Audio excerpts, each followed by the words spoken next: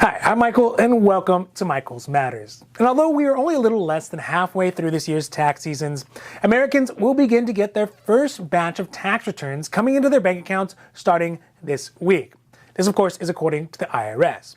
These folks will mostly be those early bird tax filers who submitted their taxes at the earliest dates possible, which, let's face it, was a pretty smart idea. And also those people who have really easy taxes that don't require a lot of review from the IRS side.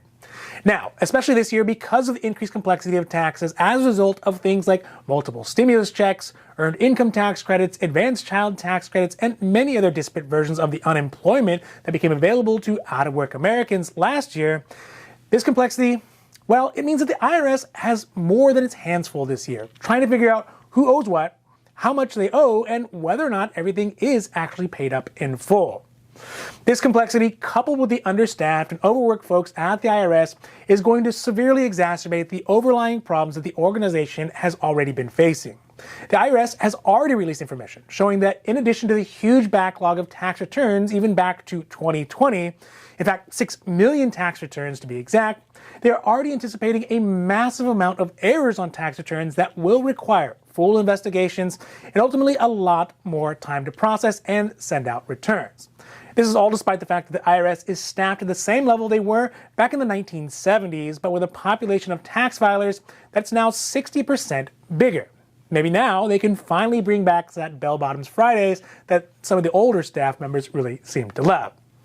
Either way, needless to say, for those of you who have already got your taxes filed, that was a smart idea. And for the rest of us, well, we're going to have to get our taxes in ASAP and keep our fingers crossed that we get our refunds before basically next time to file our 2022 taxes. So today we are talking about when you should be getting your tax returns back. Some things that could cause your tax returns to take a lot longer to get into your bank accounts, and how, if you've not already done so, you can get your taxes done for free. Now before we get to it, if you like this information, if you find it interesting, if you find it helpful, if you find it at least useful, please don't forget to like and subscribe. That way you can get updates when our newest and most informative videos become available. Okay, so let's start talking today about when you actually have to get your taxes in by, because it's not the same as it was for previous year. And obviously for those of you who are not procrastinators, like many of us, the earlier you file your taxes, the better, and the sooner you'll see your refund. But also keep in mind that the deadlines, they actually are going to be different this year for a couple of reasons.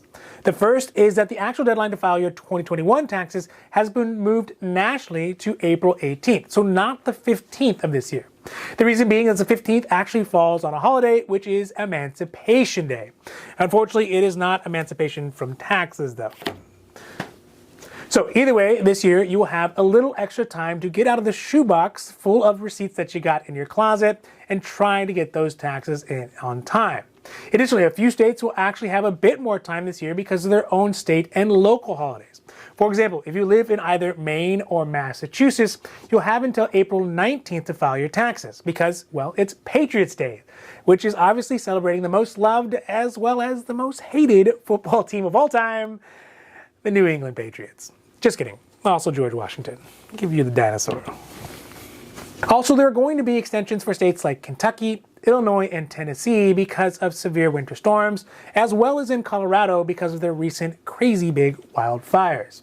Lastly, if you do miss any of these deadlines and you need to file for an extension, the extensions will be due on the 15th, just like normal, but can be made so that you don't have to finalize your taxes all the way out until October 17th, but you will still need to pay the IRS any money that's owed to them on the regular time scale. Now, interestingly enough, in comparison to taxes that were submitted already for 2020 to this year's tax for 2021, the average amount of refund is lower than it was previously. In 2020, the average refund was at $2,880 at the same point in time. But for 2021, the amount has actually gone down to $2,183, or down by $679, according to the IRS.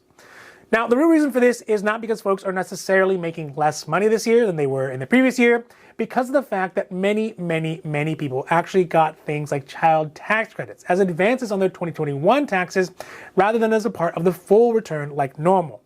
Remember, if you filed for advanced child tax credits, you could get some of your tax credit advanced to you for the last 6 months of last year, and then the second half will be part of your tax return when you actually file them. So as a result, the average amount of return at this same point in time in previous years looks higher, but isn't really true. Also, just as a brief reminder, for those of you who are going to make contributions to your IRA, that date has not been extended to April 18th, like the filing date. It's just going to be on the normal date, April 15th, to get those contributions in. Now, although some people have already started to see their returns, and many more will start to see their returns starting to show up in their bank accounts as of March 1st, that's Tuesday, just in case you forgot, there are a lot of folks who have to wait a bit longer to get their tax refunds this year. So let's talk about a couple of situations that could cause your tax returns to be delayed to the point that you may have to wait a couple extra months just to see the money that the IRS owes you back. First is going to be because of things like errors. The IRS has already said that they anticipate a huge amount of tax filings that have to be manually reviewed because of things like errors. The biggest culprit of all this is going to be those additional funds that were available to Americans last year because of things like the American Rescue Plan and because of the CARES Act that gave folks a large amount of money as either tax advances or as extemporaneous unemployment benefits like the PEUC and other forms of pandemic unemployment. For those folks who have also been able to get their advanced child tax credits, if the amount they received is showing different than what was put on their tax forms, that could lead to the need for a manual review of somebody's taxes to ensure the amounts align with what they actually got. So just keep in mind that if you did get those child tax credits, you should have received a letter 6419 that will have the exact amount that you received during the year. This number should match the number on your taxes. If it's not, this will lead to extensive delays that could take as much as 120 days to be reviewed and then eventually sent back to you. Now, another really common reason this year is for those folks who have had updates to their bank accounts or if the bank account information that the IRS has on file is different than what it should actually be.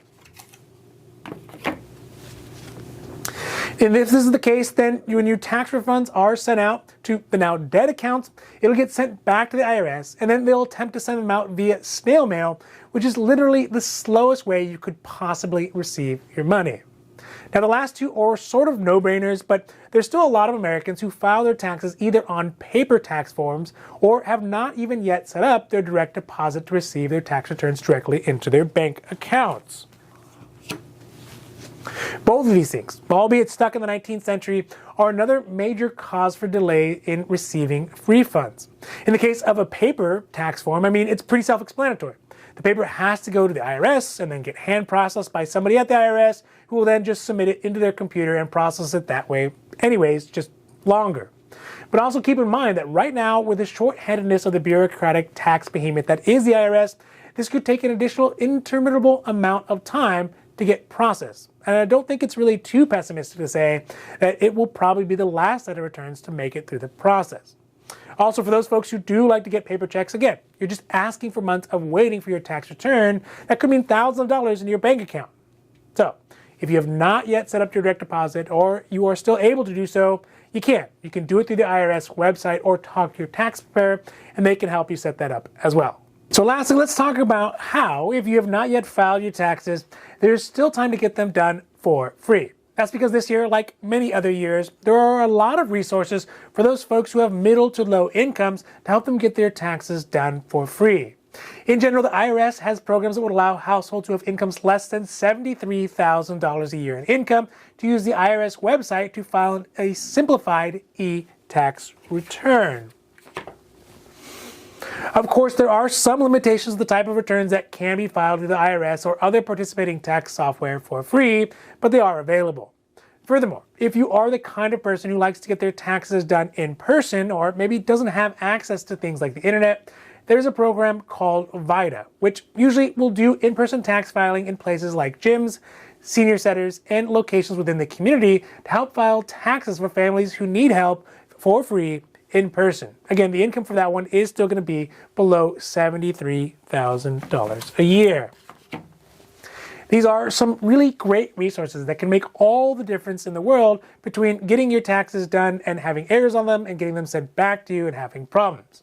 Lastly, if you have e-filed your taxes already and you want to see the progress of your tax refund, there is a useful portal on the IRS website where you are able to check what is the status of your tax refund. It can be accessed either through a computer or through your smartphone. The tax return status is updated every single day, every 24 hours, and will show the progress of your return as quickly as 24 hours after it has been filed. So you don't have to check it more than once every day, but you can still track what is the progress, how much your return should be, and whether or not it's been sent out, as well as the expected arrival date. So when it comes down to it, the universal truth is always true, that the early bird, well, they get the worm. And that's going to be true for this year's tax season as well. Because by getting your taxes in early, or even right now, you may be able to avoid some of those holdups that hundreds, if not hundreds of thousands of Americans are going to experience. Also, because of the complexity in this year's tax, there are going to be a lot of errors on taxes, coupled with the IRS being such low bandwidth for the foreseeable future. It may be necessary to plan for your returns to come back as much as 2 months later than they normally do. Of course, most returns are probably going to come in the normal time frame, and come Tuesday, millions of returns will get sent out. But still, it's better to plan to wait and be surprised by an early return rather than expect a return soon and have to wait. For those of us who have yet to file though, and things seem very confusing, there is still free help from the VITA program in person or on various online free platforms to file your taxes if you meet those household incomes. So check them out if you can. So that's it for today, and I hope that you found this video interesting, helpful, or at least useful. And if you did, please don't forget to like and subscribe. That way you can get updates when our newest and most informative videos become available. So for Michael's Matters, I'm Michael, hoping that you take care of yourself, take care of others, and have a happy, healthy day.